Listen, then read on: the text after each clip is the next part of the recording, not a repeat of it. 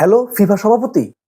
আরে ভাইয়া তুই কি একটা প্যাচ লাগাইছস কি একটা ঝামেলা লাগাইছস, পুরা বাংলাদেশ এখন পর্যন্ত থমথমে বিরাজ করতেছে, এখনো পুরা গরম। আজকে ফাইনাল গেছে 3 দিন হয়ে গেছে, এখনো বাংলাদেশটা ঠান্ডা হয় না, পুরা গরম অবস্থায় আছে ভাইয়া।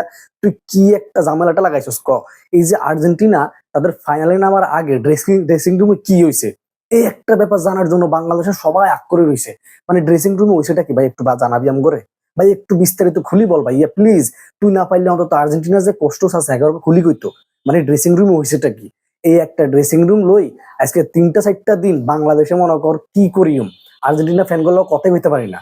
এত করে যদি তুই যে ভাইয়া তোমরা দিন শেষে মন খারাপ করিও না, কাপ লই গেছে স্পেনে, এতারা উঠি বলে ভাইয়া ড্রেসিং রুমে কিছু একটা হইছে, ভাইয়া ড্রেসিং রুমে কিছু একটা হইছে। আরে বাবারে ড্রেসিং রুমে কি হয়েছে এটা তো জানতে পারতেছি না এখন পর্যন্ত। এইটা হুনতে হুনতে ভাইয়া কান টান পুরা জ্বালা ফালা ভাইয়া। ভাইয়া ফিফা সভাপতি তোরে বারবার রিকোয়েস্ট করতেছি, তুই প্রয়োজনে একটা সংবাদ সম্মেলন ডাক, ডাকি জানা যে ড্রেসিং রুমে কি হয়েছে। অথবা তুই যদি না পারস, তুই অন্তত আর্জেন্টিনার কোচ অথবা ওইখানে কোনো টিভি চ্যানেলকে বল এটার ভিতরে কি হয়েছে, একটু গোয়েন্দা সংস্থা পাঠা ভাইয়া, তাড়াতাড়ি বাংলাদেশে ঠান্ডা কর। মানে আজকে 3টা 4টা দিন ধরে পাগলা হয়ে গেছি ভাইয়া। এই যে মনে কর আর্জেন্টিনা ফ্যান করে যতবারই বুঝাইতে যায় যে ভাইয়া তোরা হারিয়ে গেছিস, তোরা টেনশন করিস না, চিন্তা করিস না, খেলায় হার জিত থাকবোই। এত কথা একটাই যে খেলার মধ্যে কিছু একটা হইছে, ড্রেসিং রুমে কিছু একটা হইছে।